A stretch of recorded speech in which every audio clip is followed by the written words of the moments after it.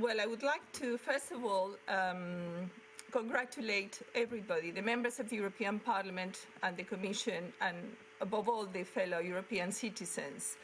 Basically, because you are taking into account the forgotten voices of the environmental organizations and the local communities. To start with, I would like to say, if you could please put the next slide, I would like to recall how mining remains one of the most polluting activities globally, producing severe impacts on biodiversity, water quality and availability. I will jump some of the figures, but we need to, for example, bear in mind that 150 billion tons of rocks are extracted every year, generating 13 billion tons of tailings. That represents 30% of the total waste, for example. And the important thing to remember is that the decrease of ore grades over the past century means that mining is increasingly destructive and it requires more and more energy. For example, copper ore grades have gone down from 1.8% in the 30s to barely 0.5 today. This means bigger and deeper pits and larger tailings dams that they are failing with increasingly frequency and severe and more severity. Next slide, please. But the projections of future demand are staggering. We are being told that we should mine as much copper in the next 30 years as is being mined in the last 7,000 years. That means, for example, for lithium and cobalt, we also have to increase 500%, a growth rate of 3% with a global destruction every 25 years. More mining is being rallied to fight climate change. Yet the production of the sum of the basic metals represents 7% of the greenhouse emissions. Every consumption and emissions of mines are increasing due to lower grades and low-cost bulk operations. Allow me now to share some of the glimpses what it means this. For example, in Spain, next slide, please. The small, can we have the next slide, please? Because I'm jumping about. Carry on. Next. There we are. The small Tinto and Odiol rivers in Spain transport 37% of the zinc and 15% of the copper contributed by all the world's rivers to the seas and oceans in the planet. This means basically the impacts on miners are huge.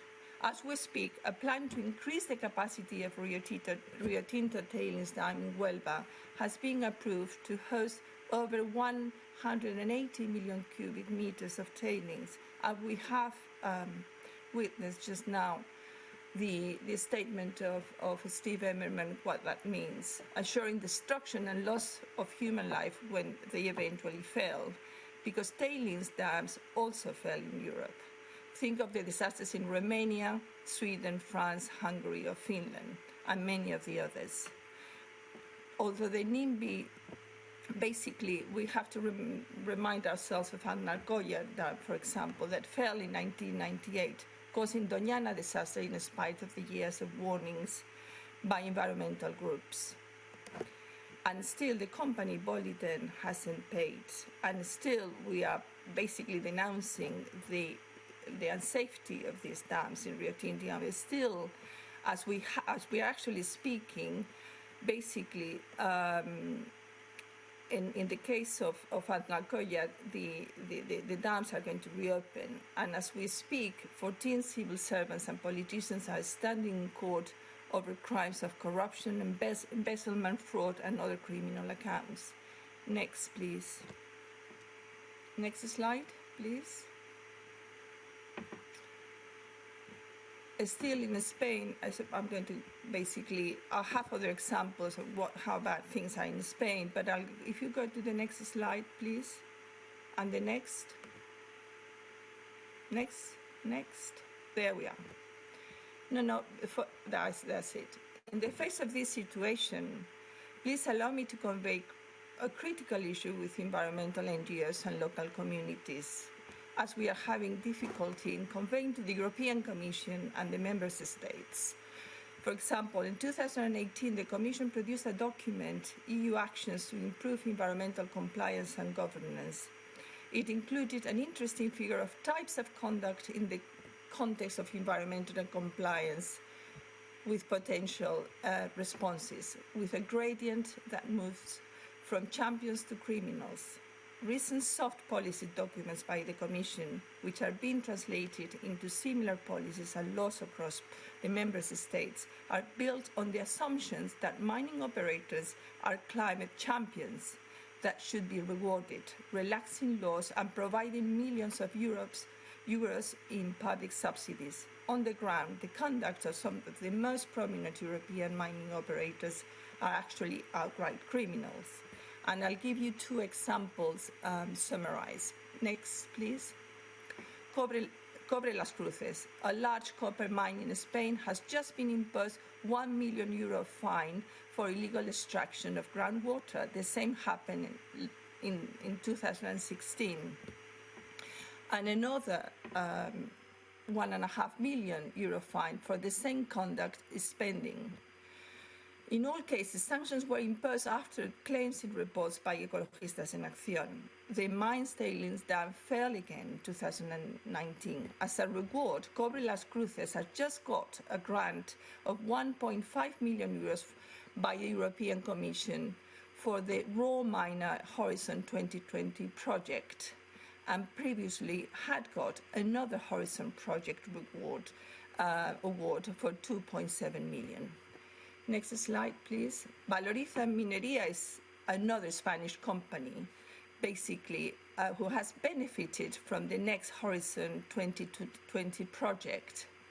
Part of this funding of this project by the European Commission has served to pay the salary of the director of St. Finks mine, who is now being prosecuted together with the company for illegally discharging acid mine drainage in the nearby river without permits. I will sort of summarize some of the other problems we have with Valoriza, which are many, but basically these mines and things has been the subject of many petitions, and still things are not getting any better. Prompted by Ecologistas in Accion to investigate, the Commission not only has failed to act, but is now covering up its own due diligence by refusing access to information to anything to do with the St. Finks mine. Next slide, please. And now I'm just going to give you my conclusions. We call this Parliament to pause, reflect, and invite the Commission to do the same. We've seen from previous speakers how urgent it is to wake up to our green daydreaming. First of all, EU consumption needs to be brought in line with planetary boundaries. Please take note of the recent briefings, for example, growth without economic growth by the European Environmental Agency, or the very good seas at risk breaking free from mining. One of the reasons for the failure of the European circularity policies is that nobody has seriously considered the need to leave minerals in the ground and the seabed, because I remind the members of this Parliament their commitment for a moratorium in deep sea mining, for example. Metal recycling must be taken seriously.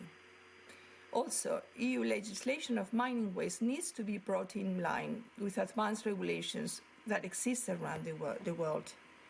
Otherwise, as in Garcia Marquez's novel, we'll see chronicle of a disaster foretold. In fact, many disasters.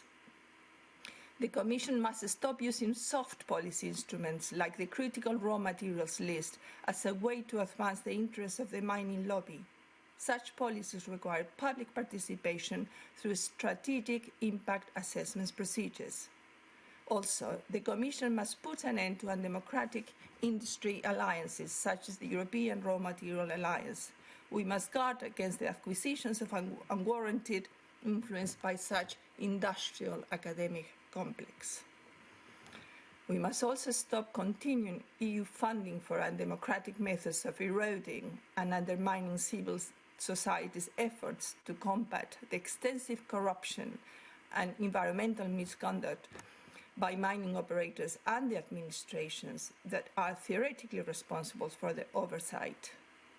Environmental groups, local communities and individuals need to be supported, encouraged and empowered to exercise the right and duties to act. It is possible to conclude? Yes, I am concluding. Environmental citizens in the face of this new wave of mining. In fact, of so many mining projects, the EU must develop new legally binding protocols so that local communities and indigenous people have the right to say no to mining and to protect rights of nature throughout democratic means. We will soon produce a detailed report of the breaches of EU law and cases of misconduct that have been briefly mentioned, and invite the Committee of the Petitions to consider a fact-finding visit to investigate some of these problems in Spain. Thank you very much for your attention, and on behalf of Ecologistas and Accion, let me convey the urgency that the important issues that are being discussed in this hearing are properly addressed. Thank you.